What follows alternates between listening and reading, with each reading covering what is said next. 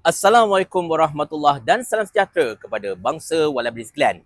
Kita ini dah hidup dekat Malaysia 62 tahun, tuan-tuan dan puan-puan sekalian. Bendera kita, Jalur Gemilang, dah ada sejak 62 tahun yang lepas, tuan-tuan dan puan-puan sekalian. Jadi, mengapa agaknya Kementerian Komunikasi siap kata nak bagi taklimat berkenaan dengan Jalur Gemilang dekat media-media seperti Sincu Daily dan sebagainya? Memang pelik gila, tuan-tuan dan puan-puan sekalian. Kerja yang memang tak ada berfaedah sebenarnya.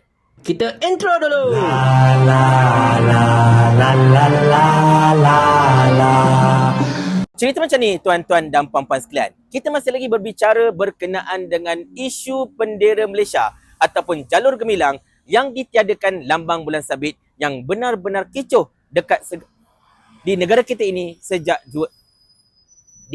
ini sejak sehari dua ini, di mana ianya membebaskan dua akhbar terbitan Cina iaitu Sinchu Daily yang memaparkan ilustrasi Jalur Gemilang tanpa bulan sabit dekat edaran cetak mereka, manakala lagi satu ialah Kong Wah Yip Poh yang telah memaparkan ilustrasi secara digital ketiadaan bulan sabit juga. Di mana benda ini memang secara terus terang seperti mana yang sering kali disebutkan memang tidak boleh dimaafkan, tidak boleh diterima.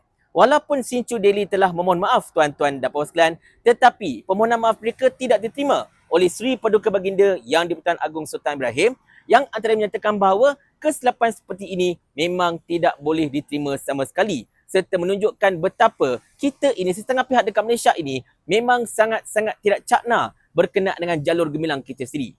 Tetapi sebelum kita nak pergi lebih lanjut tuan-tuan dan sekalian, sedikit trivia. Nama Jalur Gemilang ini telah diberikan di zaman Tun Abdullah Ahmad Badawi sebagai Perdana Menteri. Kod-kod kalau anda terlupa lah kan. Okey, so kita balik pada cerita kita, tuan-tuan dan puan sekalian. Sekarang ini kita semua tahu yang pelbagai pihak meminta agar Sinchu Daily dan juga Kong Wah Yip Poh dikenakan tindakan yang keras kerana kelalaian dan juga kesalahan yang telah mereka lakukan. Terdapat begitu banyak sekali laporan-laporan polis yang telah dibuat di seluruh negara termasuk oleh saya sendiri dan juga KDN, Kementerian Dalam Negeri telah mengeluarkan kenyataan bahawa Sinchu Daily akan disiasat di bawah beberapa akta seperti Akta Lambang dan Nama dan pelbagai akta lagi berkenaan dengan kesalahan yang telah mereka lakukan. SKMM juga telah mengumumkan bahawa mereka akan memanggil Sinchu Daily serta Kong Wah Yip Poh untuk memberikan keterangan berhubung dengan kesilapan mereka itu. Terutamanya Kong Wah Yip Poh lah, sebab Kong Wah Yip Poh ini melakukan kesilapan secara digital. Bila benda itu dilakukan secara digital, benda itu termasuk di bawah bidang kuasa SKMM. Sedangkan Sinchu Daily ini melakukan kesilapan dekat akhbar cetak mereka. Bila benda itu termasuk di bawah akhbar cetak, maka ianya termasuk di bawah bidang kuasa Kementerian Dalam Negeri. Tetapi tak kisahlah bahawa kementerian mana sekalipun tuan-tuan dan puan sekalian, yang kita tahu kedua-dua penerbitan ini mestilah disiasat, dihukum dan dikenakan hukuman yang sangat-sangat setimpal dengan perbuatan mereka yang betul-betul mencolok mata ini sebenarnya. Yang sebenarnya memang tidak boleh diterima sama sekali. Kalau boleh tidak ada maaf sebenarnya. Sebab Jalur Gemilang macam saya sebutkan pada awal video tadi, kita ini dah hidup selama 62 tahun dalam negara Malaysia ini. Jadi benda itu sepatutnya memang dah common sense tuan-tuan dan sekalian. Kita belajar dekat sekolah. Tak kiralah anda ini sekolah yang menggunakan sistem pendidikan SPM ataupun anda menggunakan sistem pendidikan UEC, sepatutnya anda dah tahu dah ini ialah benda yang sangat-sangat common berkenaan dengan negara kita, Malaysia, bendera kita, jawatan negara, rukun negara dan pelbagai lagi perlembagaan macam-macam lah. Benda-benda macam tu kita memang dah patut tahu tuan-tuan dan puan-puan sekalian, tidak kiralah aliran apa pun kita belajar. Tetapi itulah, bila mengenangkan tentang semua itu tuan-tuan dan sekalian, tindakan Sinchu Daily dan juga Kong Wah Yip Poh. Kong Wah Yip Poh lah terutamanya sebab dia berlaku selepas Sinchu Daily punya kontroversi kan. Memang sangat-sangat tidak boleh diterima sebenarnya. Dan kita mengharapkan macam saya katakan tadi, kenyataan yang keras, tindakan yang keras diambil oleh pihak kerajaan terhadap kedua-dua penerbitan ini. Tengok-tengok tuan-tuan dan sekalian, tampil Menteri Komunikasi Fahmi Fadil yang saya nampak tidak segarang ketika trio penyampai era tersalah sebut perkataan will itu. Dia tampil dengan ayat ini tuan-tuan dan sekalian. Jom tonton video ini.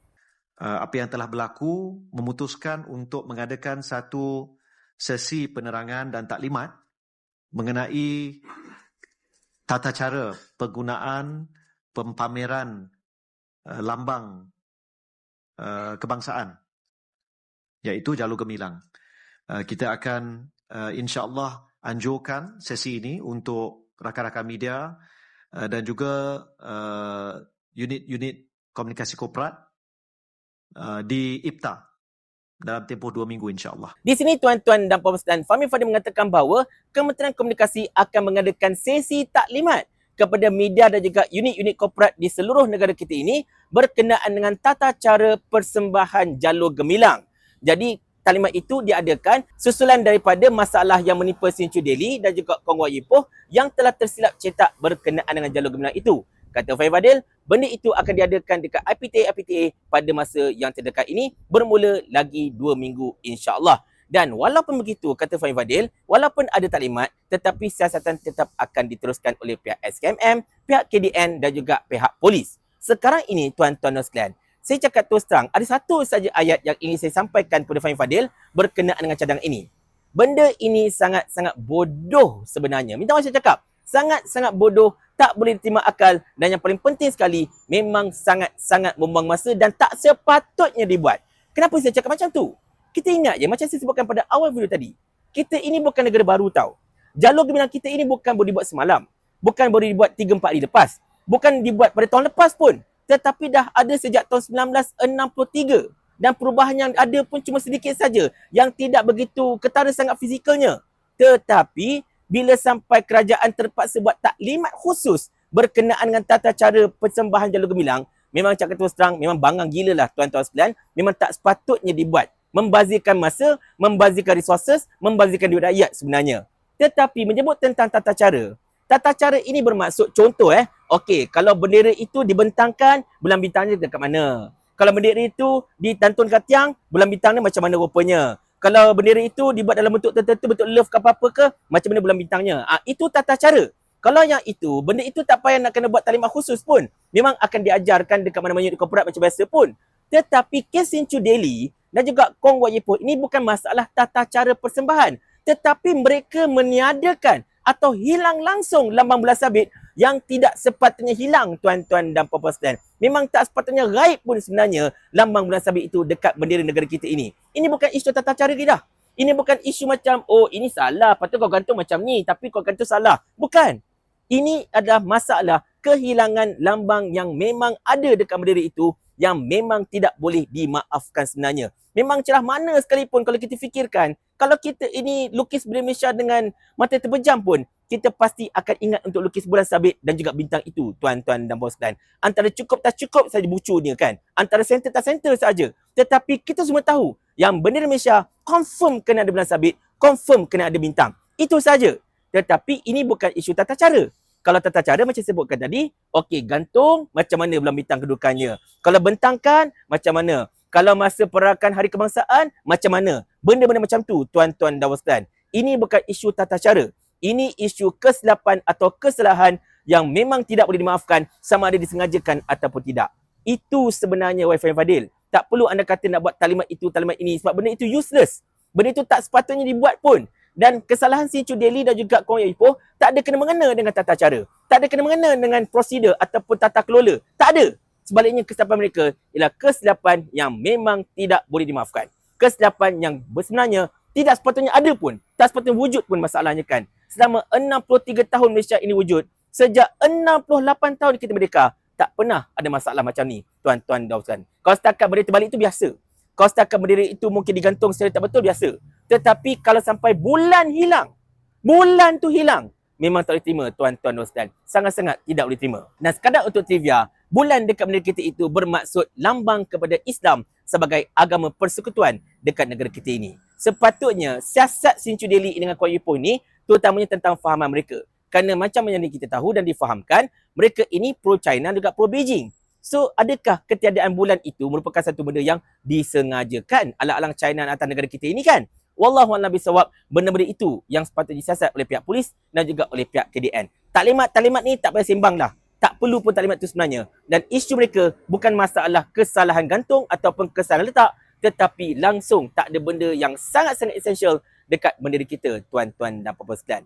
Tetapi itulah, sekarang ini kita faham lah, Fahmi Fadil ini, kita tengok macam dia tanpa berlembut tentang perkara ini. Cuba kalau bab era, ada tak dia panggil trio era itu untuk diberikan taklimat? Okey, kita akan panggil trio era itu untuk diberikan taklimat berkenaan dengan isu agama Hindu. Ada tak? Tak ada.